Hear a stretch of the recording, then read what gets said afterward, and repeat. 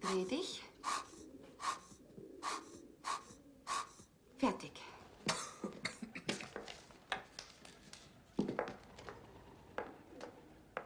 Waldkerl.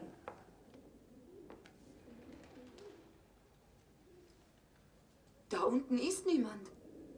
Nur ein einziger Herr sitzt im Saal. Was, nur einer? Wer? Nun hast du deine ersehnte Freiheit. Aber die Herrschaften haben das Geld. Und ohne sie gibt es auch dich nicht. Mit deinen Allüren hast du sie alle vertrieben. Und wovon leben wir jetzt? Ich krieg ja wieder ein Kind. Eine liebende Frau ist blind. Ich aber kann nicht länger blind bleiben. Stanzel, wo gehst du denn hin? Du siehst ja nicht, wie mein Bein von Tag zu Tag schlimmer wird. Der Arzt hat mir einen Kuraufenthalt empfohlen. Ich fahr nach Baden. Ja, aber du kannst doch jetzt nicht... Was machen wir jetzt alleine?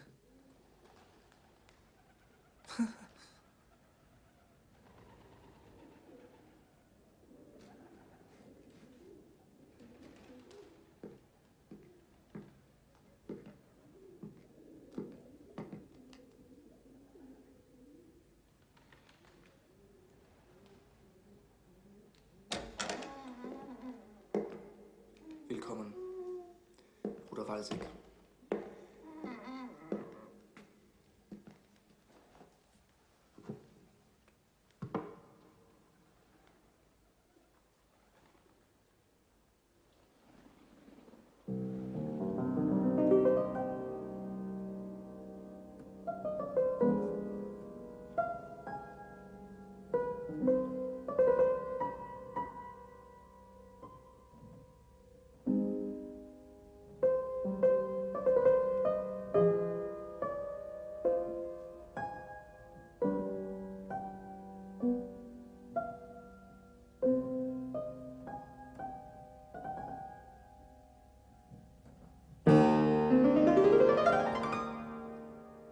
Du wirst noch an mich denken, Mozart. Jetzt jubelt dir Wien zu.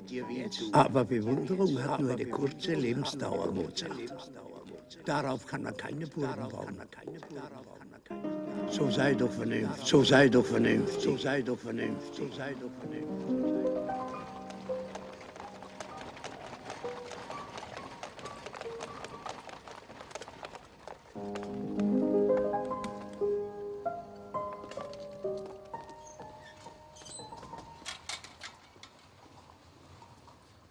Hey, mach auf, hörst?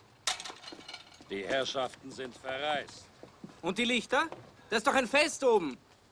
Die Herrschaften empfangen nicht. Ich soll hier ein Konzert geben. Die Herrschaften sind daran nicht interessiert. Mach auf! Hau ab. Impertinenter Mensch, du! Das gibt's ja nicht. Ich habe ein Konzert und die lassen mich nicht rein. Aufmachen! Hallo! Was ist denn los? Aufmachen! Ich bin Mozart!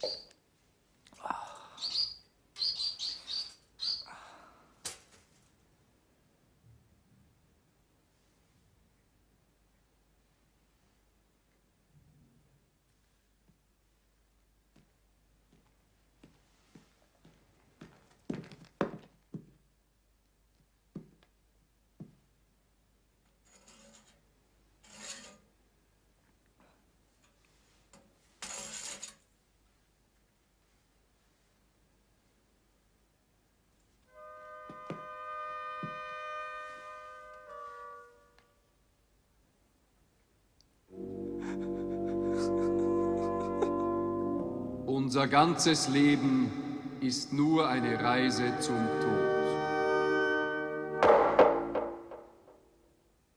Gedenke an den Tod. bedenken Sie, liebster Vater, dass es der allmächtige Gott also hat haben wollen. Und was wollen wir wider ihn machen? Frühe Bekanntschaft mit dem Tode ist die beste Schule für das Leben. Gedenke an den Tod, den Unausbleiblichen.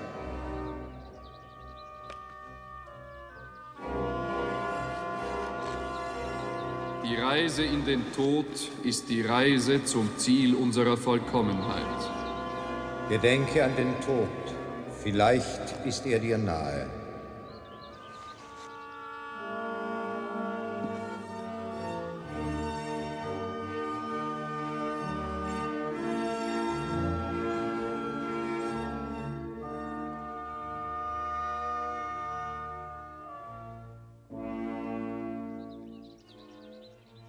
Hier ruht ein lieber Narr, ein Vogel starr. Noch in den besten Jahren musste er erfahren des Todes bitteren Schmerz. Mir blut das Herz. Er war nicht schlimm, nur etwas munter, doch auch mitunter ein lieberloser Schalk. Ich wette, er ist schon oben, um mich zu loben.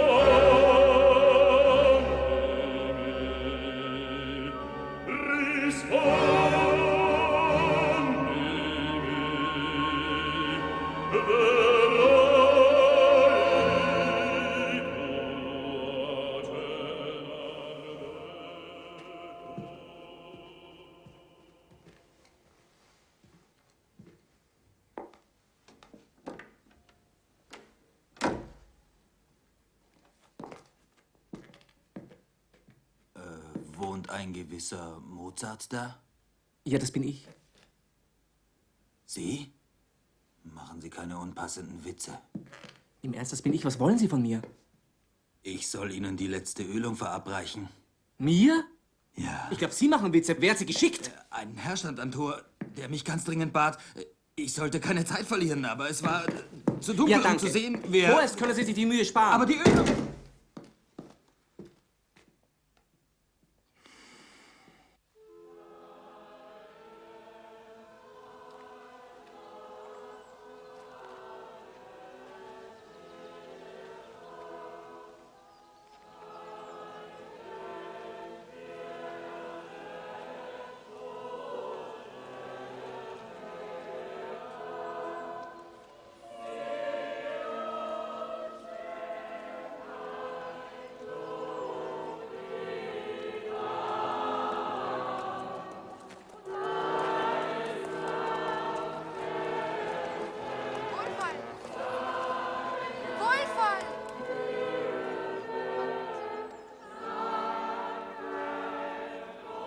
Was soll denn diese Komödie?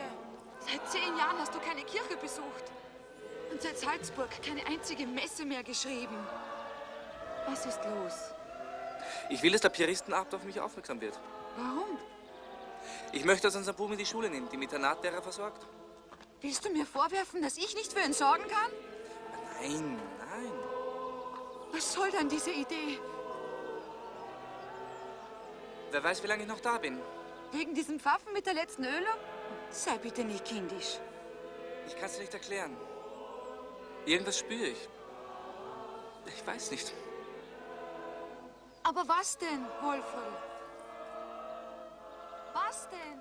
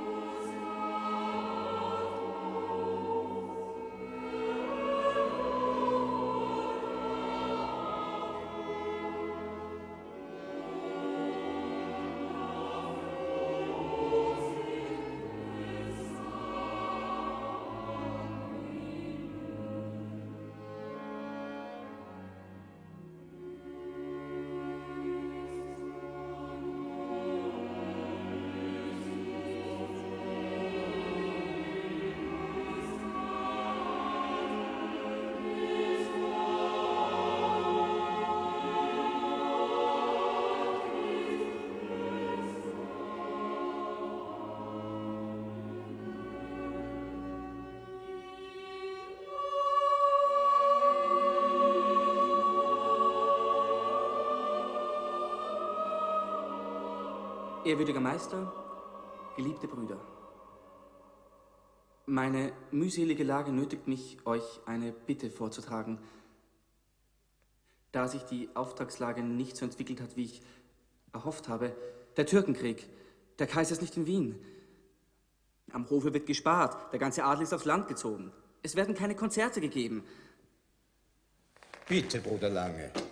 Ich möchte den Bruder Mozart fragen, wohin seine hohen Einkünfte, immerhin erhält er 800 Gulden als Hofkompositeur, verschwinden. Ich weiß genau, es ist nur eine Übergangszeit. Aber genau um diese Übergangszeit zu überbrücken, brauche ich ein Darlehen. Vielleicht sollte er seinen Lebenswandel überprüfen und seine Spielleidenschaft bezähmen.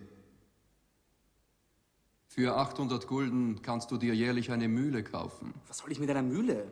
Gegenseitige Hilfeleistung ist doch unsere geschworene Pflicht. Ich bin in einer Notlage. Ich bin deiner Meinung, Bruder Lange. Die Loge ist nicht verpflichtet, einem Bruder zu helfen, der aus eigenem törichten Verschulden in Not gerät.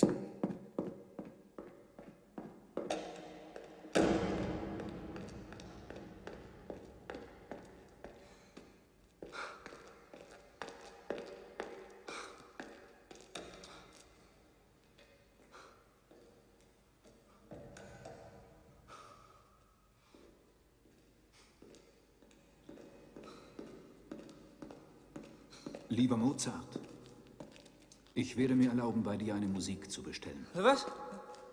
Das ist selbstverständlich, ja.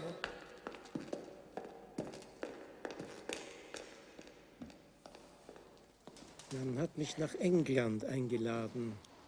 Willst du nicht statt mir hinfahren? Wieder reisen? Ich mag nicht Fahrt. Bin gern hier.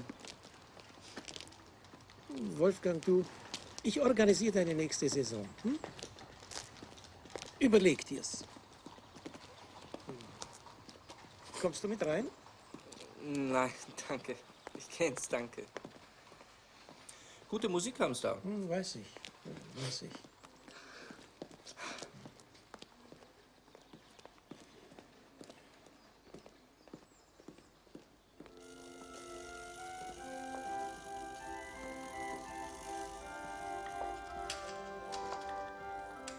Jetzt schreibt der Mozart auch schon fürs Panoptikum.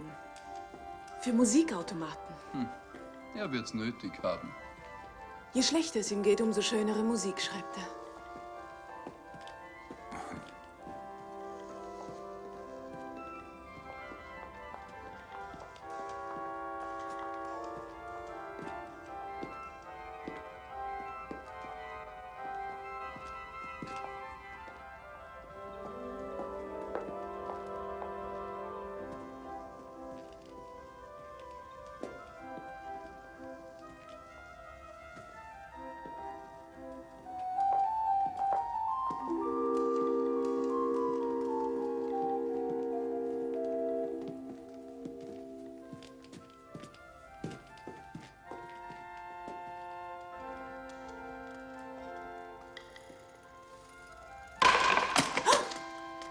Ich habe geglaubt, er ist auch.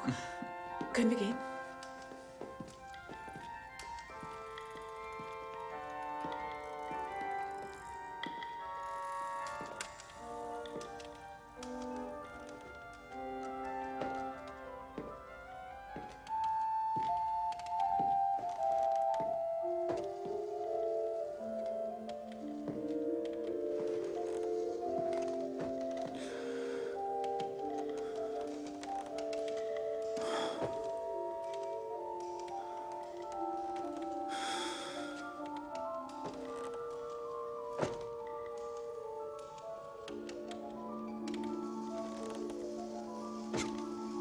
Es ist genauso wie beim Tod meiner Katharina. Fast genauso entsetzlich. Ich werde Mozart beauftragen, für meine Frau ein Requiem zu schreiben.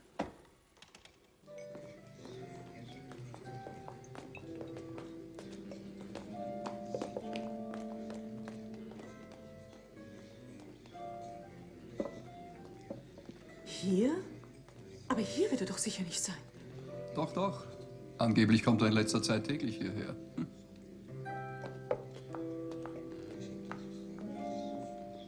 Wie unwürdig.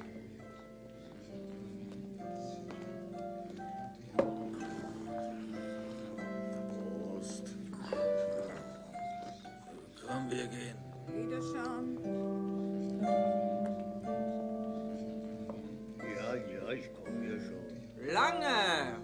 Alter Freund!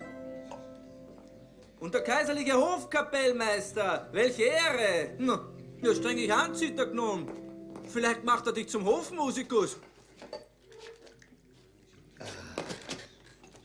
Wolfgang, das hat doch keinen Sinn. Du machst dich doch kaputt. Da schauen Sie, gell? Salieri. Na? Symphonien. Salieri. Symphonien? Salieri.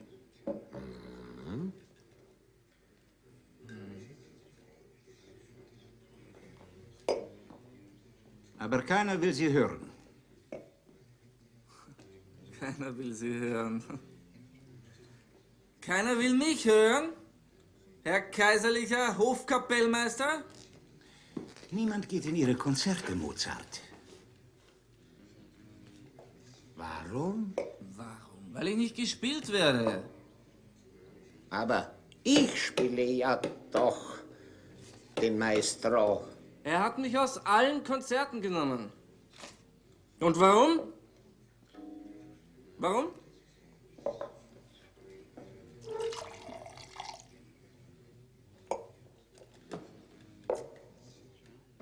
Die Ideen kommen mir unaufhaltsam. Sogar auf dem Scheißhaus. Die Symphonien G-Moll habe ich über Leberknödel mit Kraut komponiert. Sie ist mir komplett in einer Sekunde in den Kopf gekommen. Zwischen einem Knödel und einer Symphonie bedarf es allerdings eines Kopfes, aber wo nichts ist, da kann man nichts nehmen. Nicht wahr, Herr großer Maestro? Ja, ja. Nicht wahr?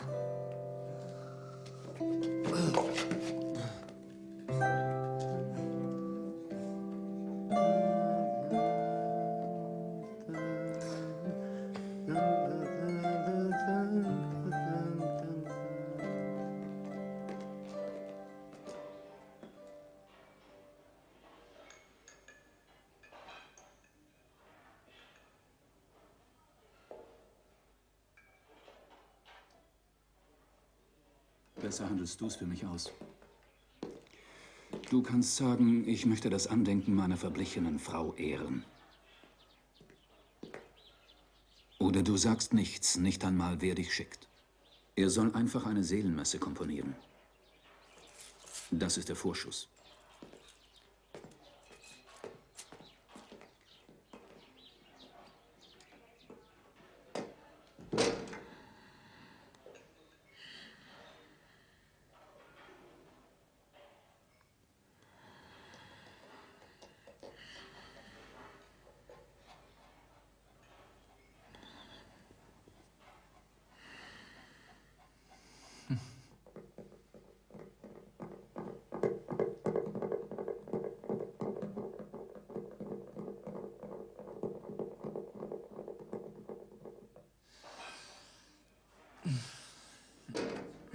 Gefällt er dir? Schikaneder? Ich habe gefragt, ob er dir gefällt. Sehr. Er erinnert mich an was, das schön war. Er gehört dir. Was könnte ich dir dafür? Komponier was. Ich komponierte was. Ihm habe ich auch was komponiert. Er hat mir auch was komponiert.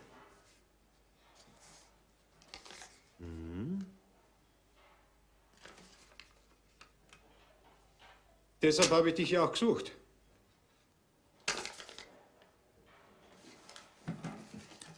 Der berühmte Theaterdirektor Schikaneder. Die habe ich immer bei mir. Wir werden gemeinsam ein Singspiel schreiben über diese Flöte, dass die ganze Welt auf den Arsch fällt.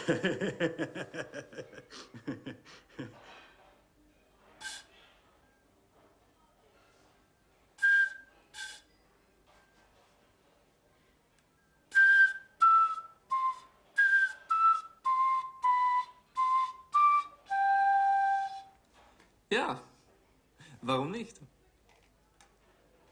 Wir spielen ja nicht für die Hampelmänner vom Hof, die nur ihre Zeit totschlagen wollen.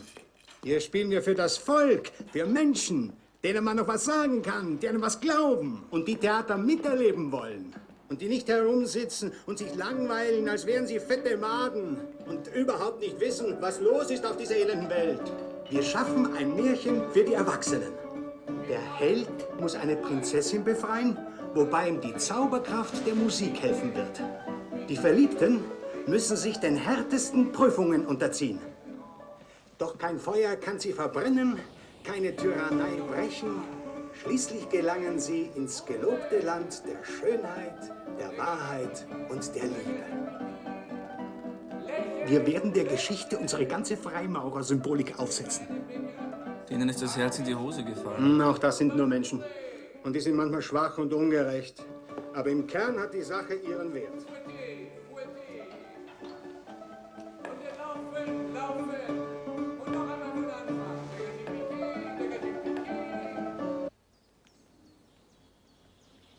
Das hier ist dein Refugium. Hier kannst du ungestört arbeiten.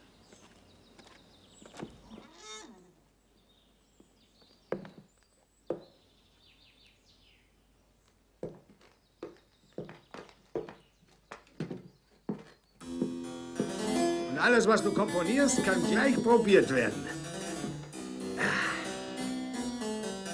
Ah, da kommt unsere beste Sopranistin, das Annerl.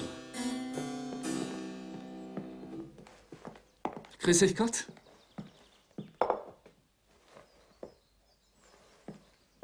Wie heißt du? Annerl.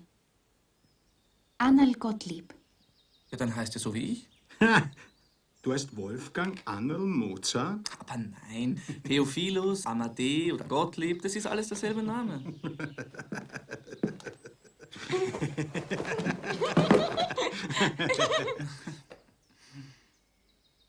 Du sollst die Pamina spielen in unserem Stück.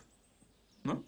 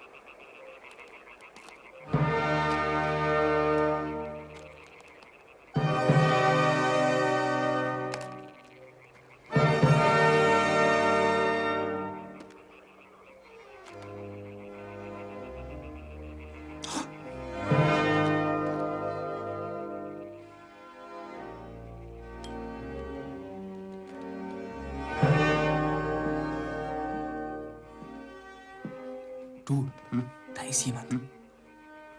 Ja, was? Na, schau mal nach.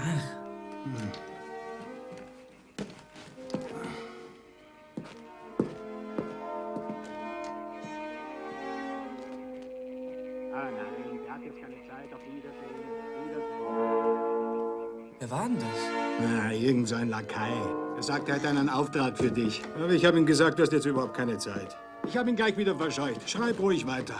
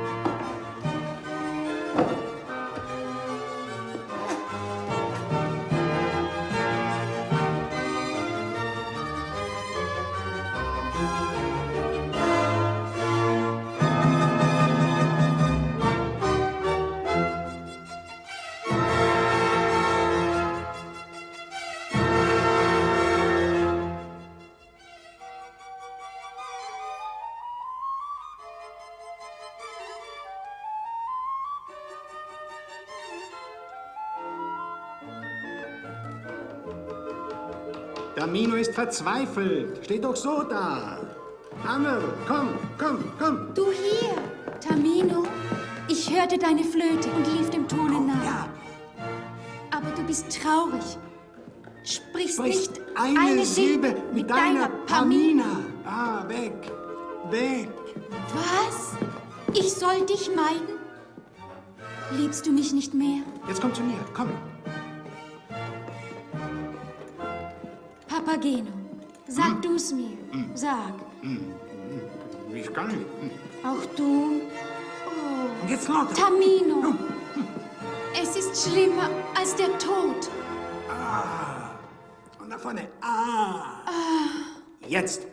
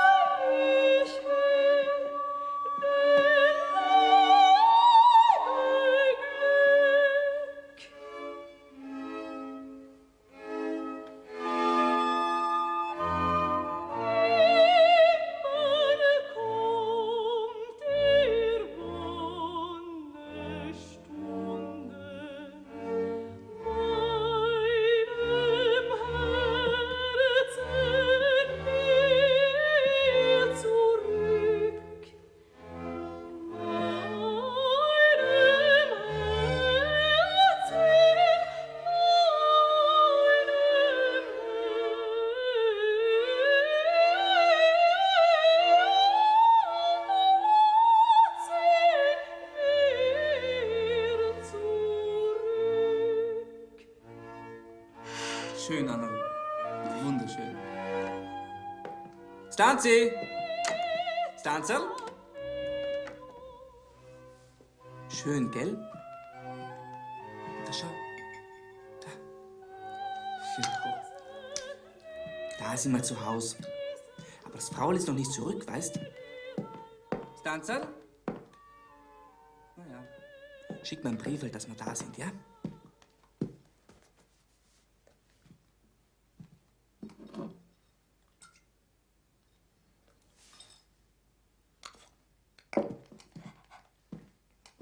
Ich spiele dir was Schönes vor, ja?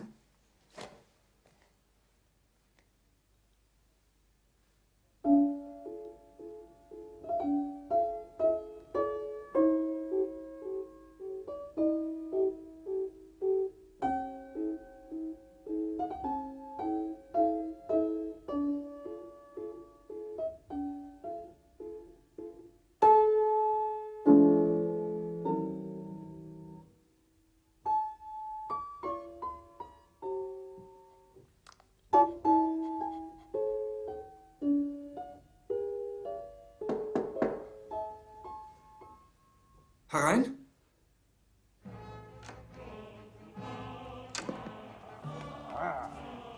Darf ich?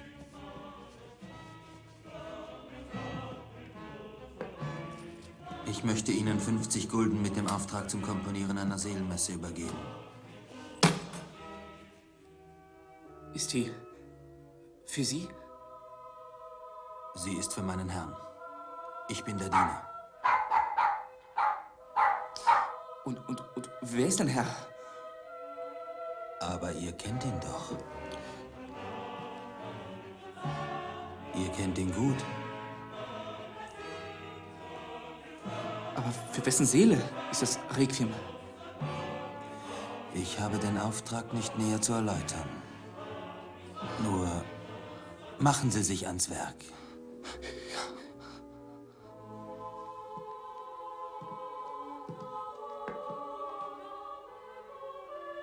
Haben Sie mich verstanden?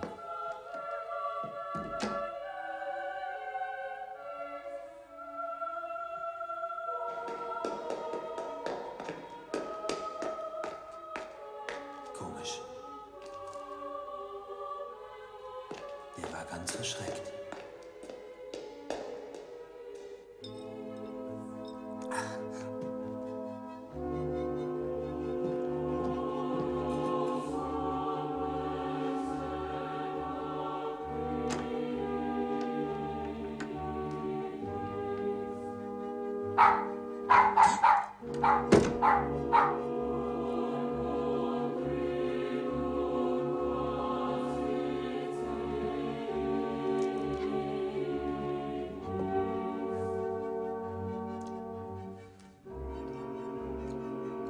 Werd ich schon wahnsinnig?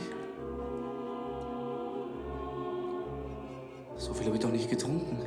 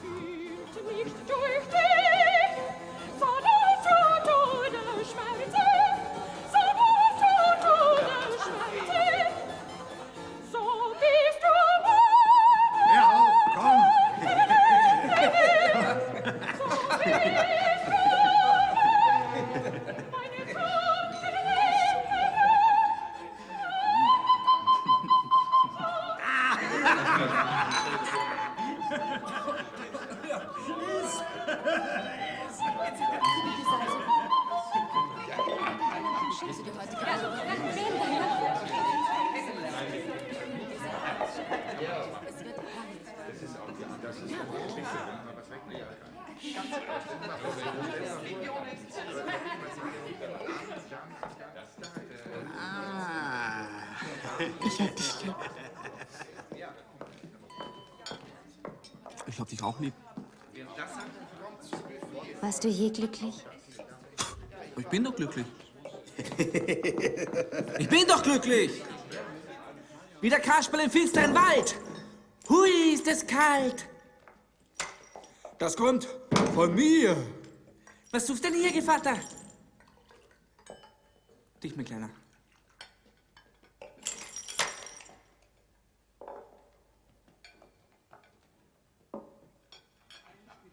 Vielleicht kann ich ihn täuschen.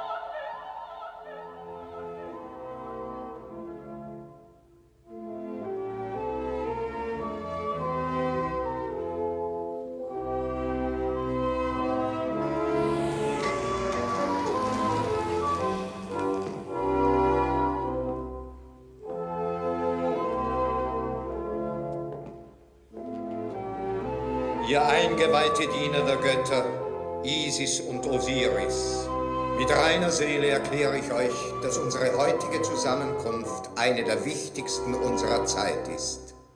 Tamino, ein Königssohn, wandelt an der nördlichen Pforte unseres Tempels, will die nächtlichen Schleier von sich reißen und ins Heiligtum des größten Lichtes blicken. Diese Tugendschaft zu bewahren, ihm freundschaftlich die Hand zu bieten, ist heute unsere Pflicht. Schaffen Sie es, Meister? Ja, das geht ja.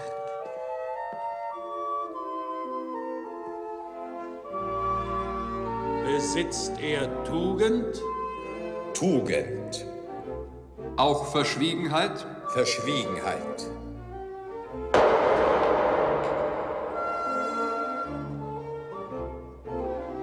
Ist er wohltätig? Wohltätig. Wird Tamino auch diese harten Prüfungen bestehen? Bedenke, er ist ein Prinz. Mehr. Er ist ein Mensch.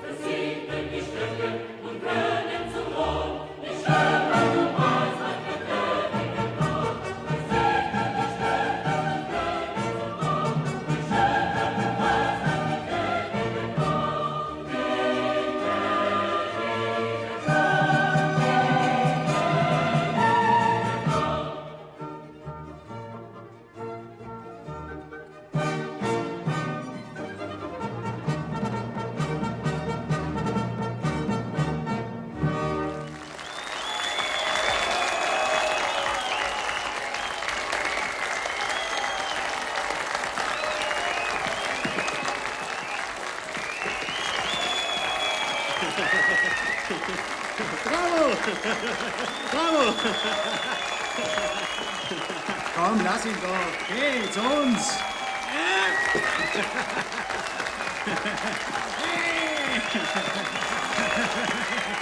Hey, Mozart!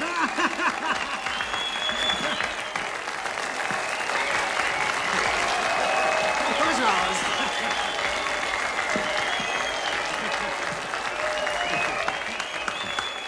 Ein bisschen viel Freimaurerzeug. Aber zugegeben, wunderbar komponiert. Meine Hochachtung.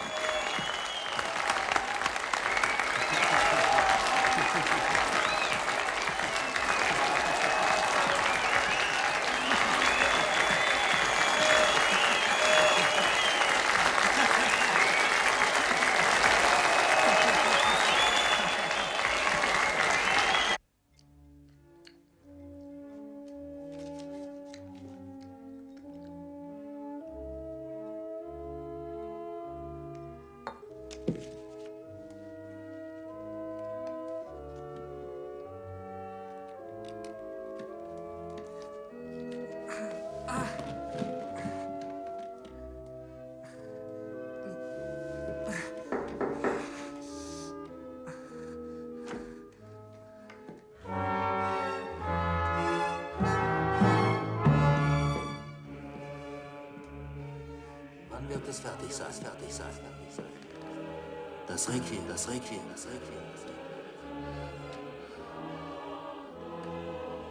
Ich bemühe mich, ja. Ich tu, was ich kann.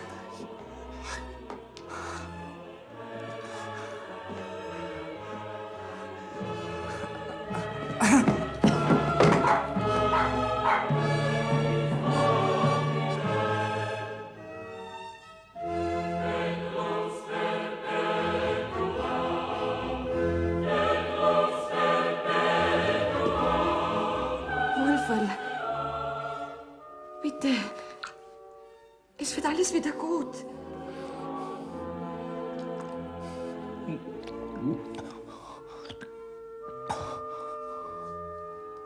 Ein Priester soll kommen.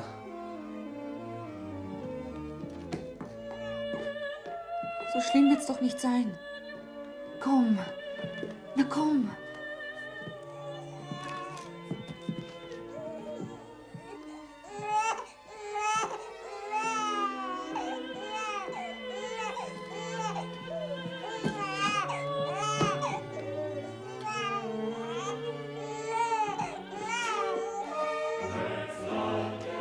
Was schreibst du denn schon wieder?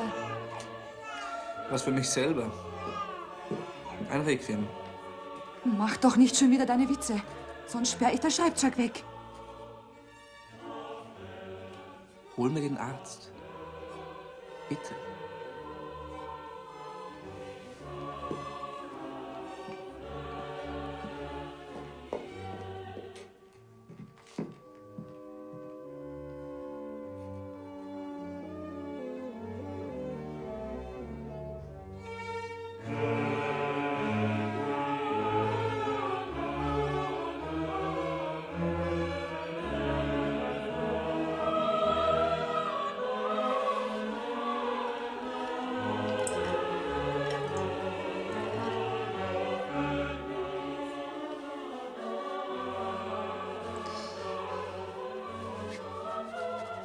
Süßmeier.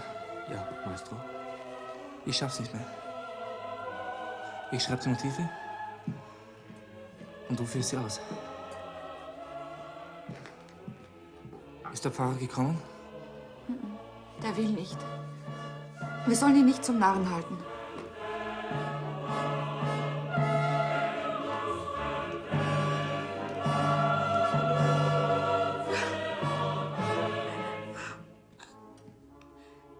Ist das nicht schrecklich?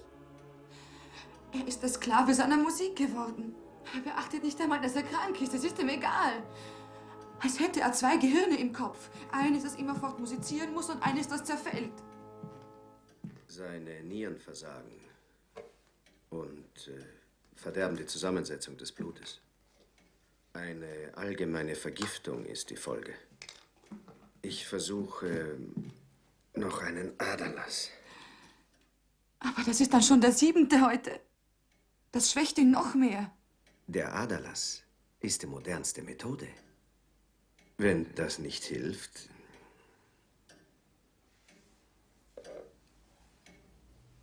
dann ist er nicht zu retten.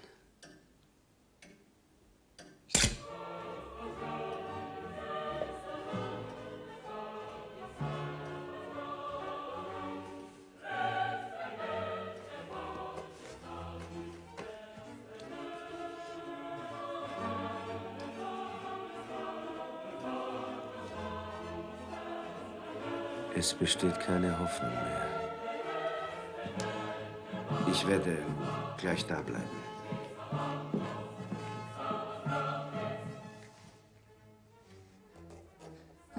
Todesursache hitziges Frieselfieber. Ist Ihnen Gottes Willen, nicht so laut. Er hört nichts mehr. Es tut mir leid, gnädige Frau.